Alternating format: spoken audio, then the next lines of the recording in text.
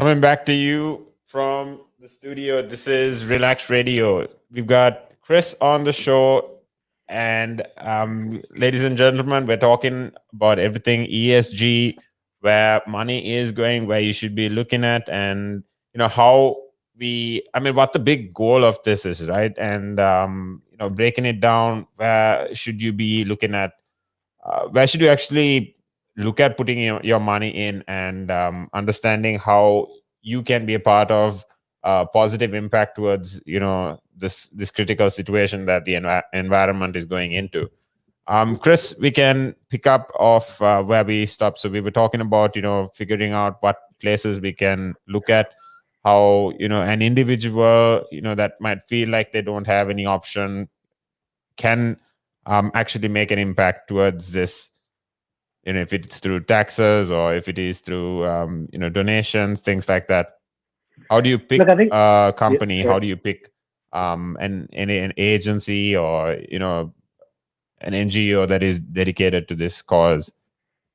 I think from our side, and the easiest thing for people to do is if you're already contributing to a pension or a savings and investment account or a unit trust, some kind of investment, you speak to your financial advisor or the people you're investing with and ask them a few questions. First of all, the fund managers they use, are they signatories to the Principles for Responsible Investment? That is an organization that's been set up that has kind of 6 principles to it, all to do with ESG. So these institutional investors and fund managers who are signatories to this document say, okay, in all our investment criteria, we are going to take ESG into account, which is a start, right? It's not perfect, it's not brilliant, but it's a start. Because people who aren't signatories to that don't. I mean, it's just straightforward. Also, speak to the investment professional about ESG. Do they have a fund? Do they have specific funds? They cater for this. A lot of them will, some of them won't.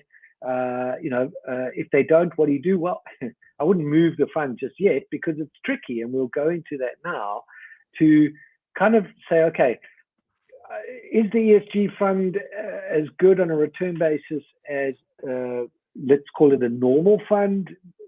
Some of them are, some of them aren't. It's the usual. You've got to do that due diligence.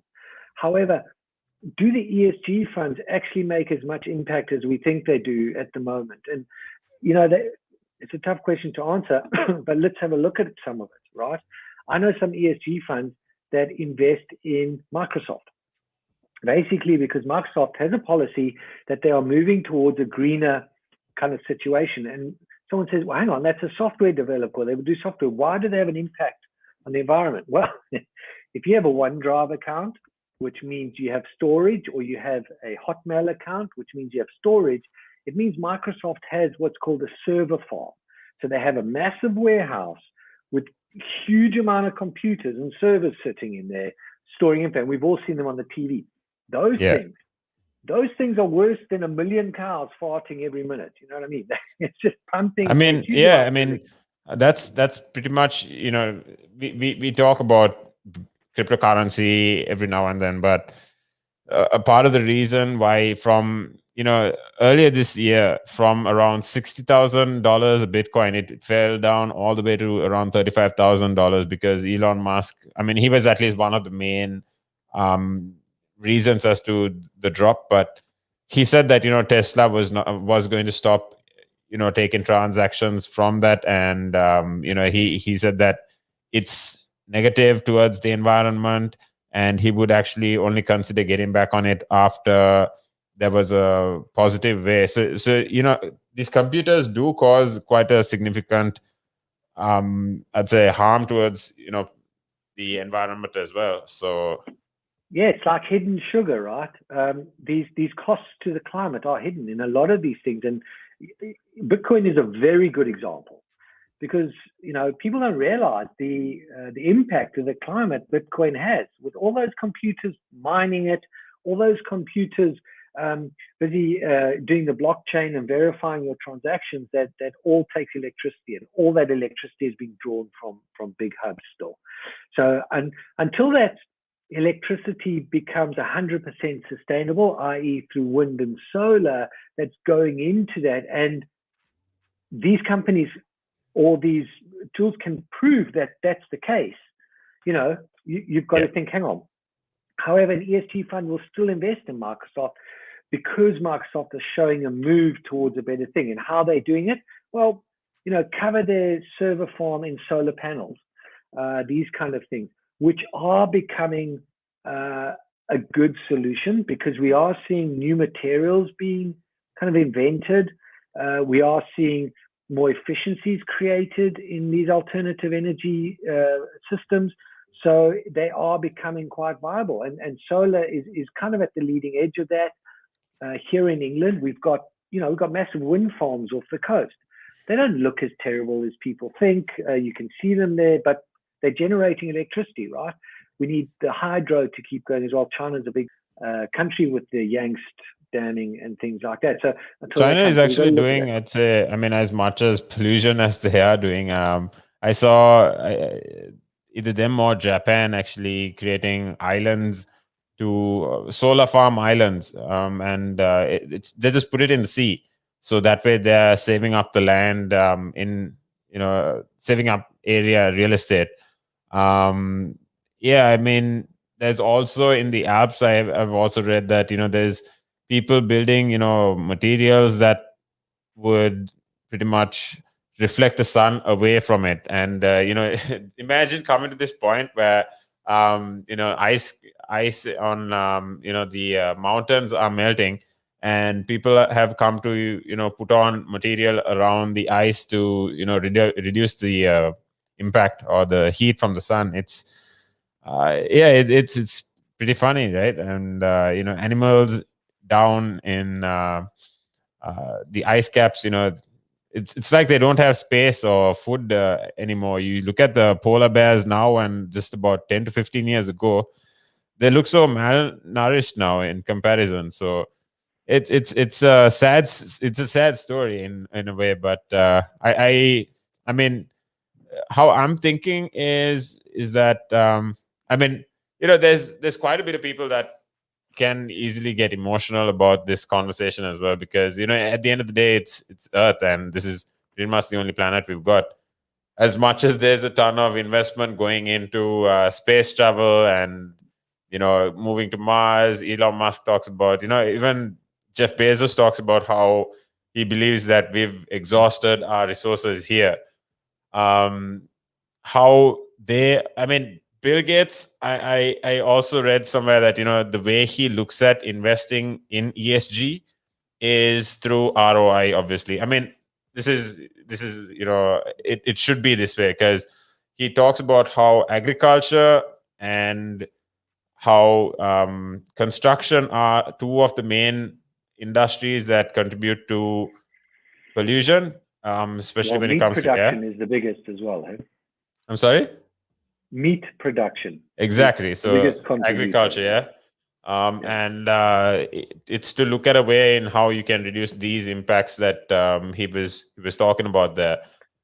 Yeah, but you can even make it easier. Okay, a couple of things. Elon Musk launches rockets with big fat engines. Have you seen those things? Yeah. So there's a bit of exactly. Now there's a bit of back and forth there, because he's also on one side building these cars and trying to reduce aeroplane travel with the Hyperloop story. If his space rocket had an electric engine on, that would be something, right? That would take quite a bit of energy. It can definitely get to that point. Don't get me wrong, but to keep that weight up and push it that far away from Earth, I think Boeing is coming up with hybrid planes, and you are getting hybrid boats as well now. Just like how cars started, right? So it's going to take a bit of testing and learning, but I don't think you can immediately put that switch on into. You need some force created against if you're looking to put things into air. But it does cause quite a bit. But look, it's easier than that, right? This is what you can do, and I try to do this in South Africa, and I haven't tried to do it here, but it'll eventually come. Is that, and here it's an interesting idea. You've got people who live in their houses, right? What you do is you fill their roof with solar panels. Okay. They don't pay for the solar panel. The investment, the fund manager pays for the solar panel, or someone investing in the solar panel. But how do we make money to the investor? So what you do is you rent that person's house, rent the roof space on top of the roof. The cost of that rent for the roof space is what their electricity would have cost. So they get free electricity, right? The extra electricity that is being created, you sell to the grid. You sell to the national grid for over a long contract at a set price. You can bring the price down. That gives a return or an ROI to the fund manager. I think when I worked it out, you could get about a 5% return. It's pretty much guaranteed because it's electricity being generated, being sold back to the government on a long-term contract. Now, someone says, okay, well, it's one single home. Yes, but one single home times 5 million. Now, you're generating extra electricity, but what you're also doing is you're taking those homes off the grid.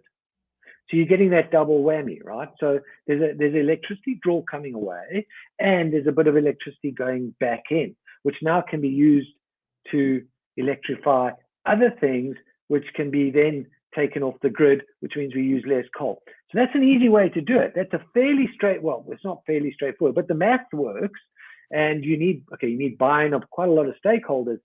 But those are the things. Why it hasn't been done yet, I don't know, because I'm not the smartest guy in the world. I can do the math on that fund, and it looks fairly sustainable. If you've got a government like the UK, most other governments in first world countries, that will buy electricity from independent producers, because the UK already does that. They already buy electricity from independent solar producers and wind producers here in this country. So I think that'll be a good idea. And I don't see many people having a big pushback saying, well, now your electricity is for free, and we'll look after it. So that's one way that we can do it without, you don't need these Jeff Bezoses and the Elon Musks and the Bill Gates and all these big guys doing stuff. I think individually people can do stuff, and if we do it en masse, it works. The other thing, of course, is, as you said, agriculture. So people just eat less meat. And also, if you can, grow your own veg, or if you don't want to grow your own veg, just buy from your local market instead of the supermarket. And don't buy grapes out of season. Well, I do, but you know what I mean. Try and be seasonal. So it's all those little behaviors that we're all, I see people with placards and they're going, climate change and you've ruined the earth. And then it's January here in UK and they'll go and buy an Avo sandwich. I mean, it's avocado, man. So people aren't conscious about it all the time, and it can be quite hard. So, but there's a lot of little behaviors that can create big step change from people without necessarily getting all the big guys involved. So you start with your pension fund. Where's that being invested? Let's have a look. Let's do conscious stuff, and let's have an ESG discussion, so that gets moved to a better place. And then you go all the way through to, what am I actually consuming? Where am I buying it from? How far am I traveling? All that kind of stuff. Most people don't know their own carbon footprint. I don't know mine because how do we work it out? So that's another tool that could be useful. Yeah, I mean, there is quite a bit of tech coming into play. And when I say tech, there's, okay, so let's say we create a method as to how we understand a person's personal carbon footprint, right? Yeah. How much of meat you eat, how much you travel, what you use to travel, how much of electricity you use in your house. Let's say if those factors alone come into play, and we create a calculator, right?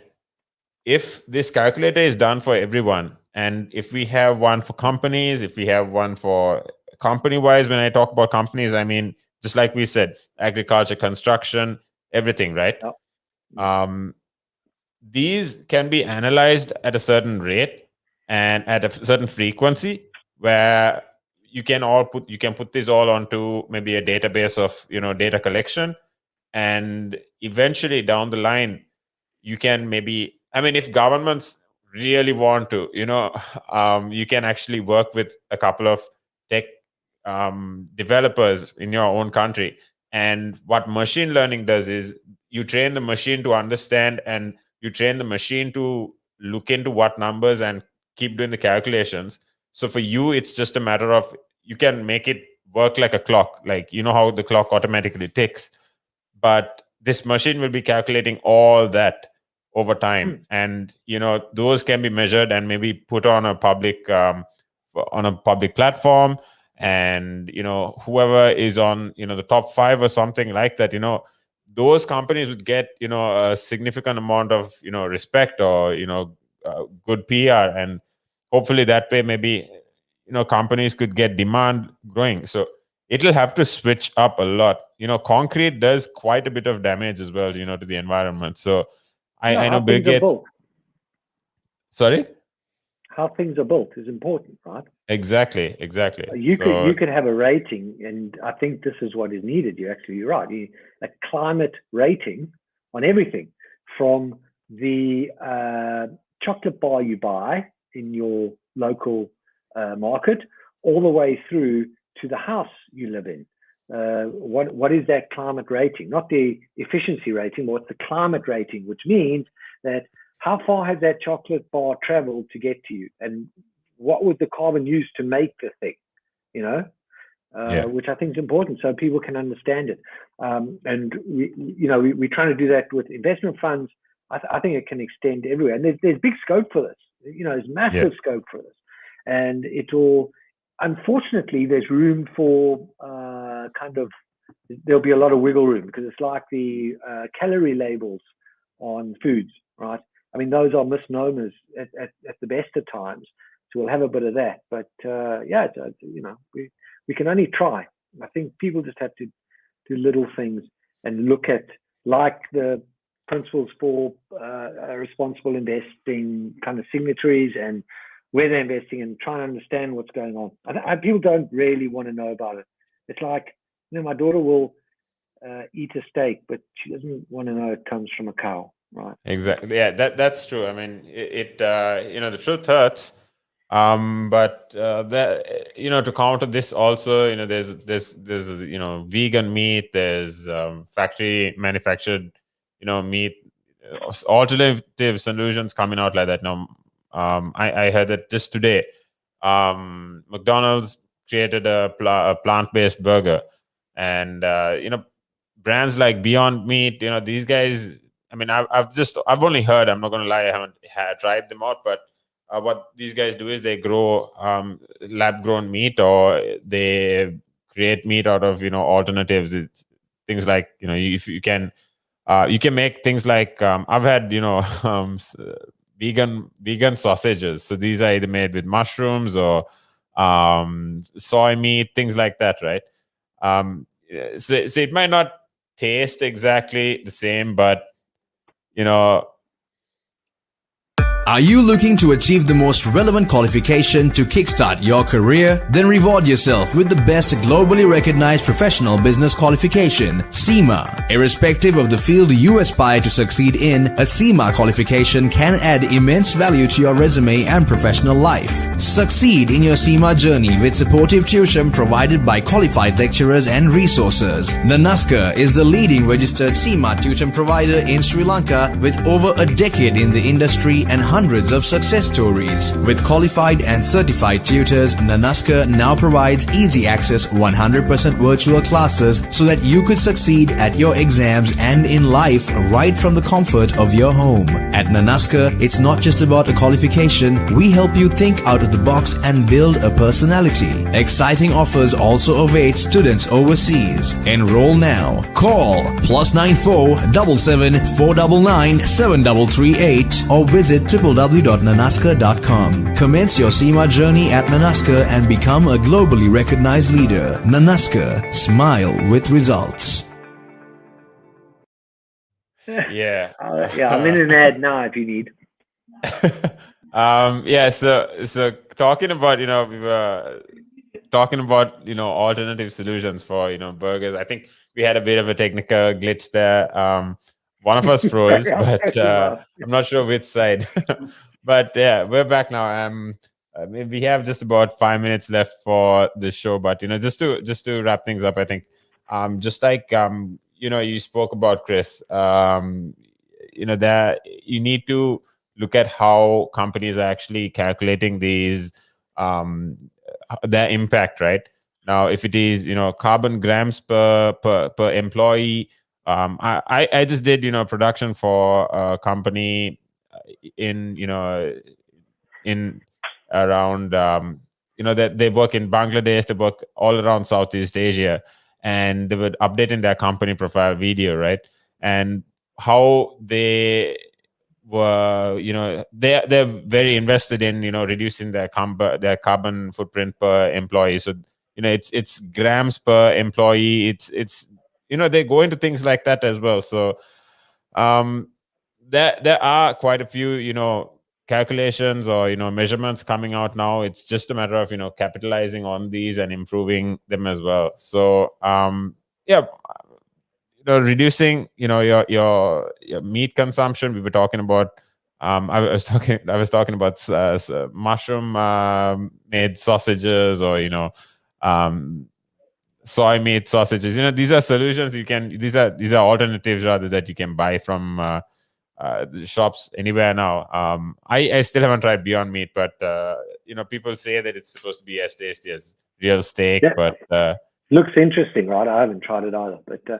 also think where's the electricity coming to power the lab that's generating your meat? Yeah. That's So true. while it is better, are we just maybe iterating rather than step changing? So it's you just got to ask the question, man. People just got to ask questions, and you can always delve back to where it originated from.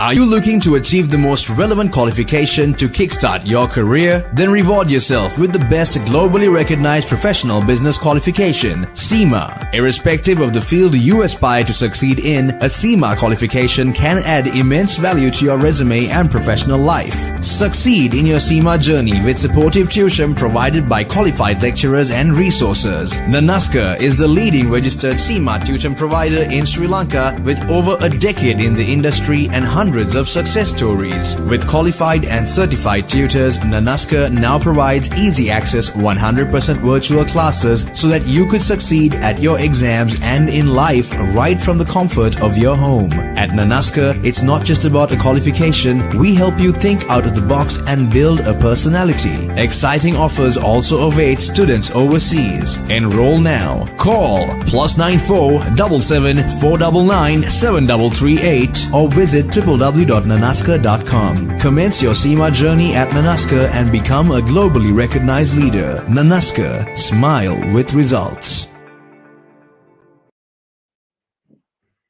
Yeah, back again. I think we're both having a little technical difficulties. You can't stop this, right? It comes on with calls and all that as well. I know data providers, right? Service providers, they're actually hitting, at least last year they started hitting numbers that they were expecting only in 2022. Now this is in 2020, right? Because of the consumption of data. So that's crazy, right? Everyone's working from home, and you need to, if everyone's on calls, video calls and things like that, it's a ton of usage. But yeah, you were saying, Chris, apart from how you need to consider and keep in mind the from where your electricity is coming as well. I think if it's looking at grids, if not the government, maybe private companies should start working with these and adjusting their path from where they're getting electricity to supply to houses or factories, right? Yeah, they do. It's the barrier to entry is just the enormity of cost. And of course, a government's not going to give up its control of a national grid because that's the country. But they will allow, and they are allowing more and more independent providers to sell electricity into the grid. So it's important because the infrastructure is massive. I mean, for any country, that's the biggest part. But yeah. Look, small changes. Be conscious about what you think, and ESG investing is kind of in the ascendancy. I mean, we're getting some good returns on the funds, and people are talking about it more. So it is quite positive. So yeah. Yeah.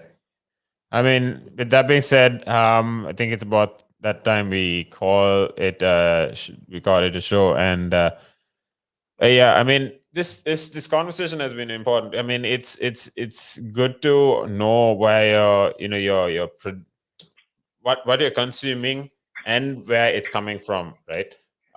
Just because the end product might be something eco-friendly or green doesn't mean it's from root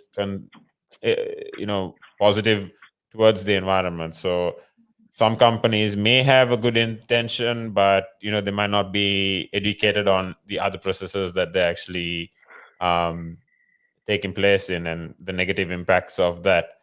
But investing in ESGs companies and investing in this whole topic is as important as talking about it. So thanks, Chris, for joining us. It's been a pleasure as always. We're looking forward to next week. We'll come back with another topic around finance and getting your finance knowledge up. Sort it out. Thanks, Tim. This is the Buzz with Chris on Thursdays. Remember, from 12 to 1 p.m. Thank you for tuning in. Make sure you're tuned in for the rest of the show and for the rest of the week. We'll see Chris next week. Thank you.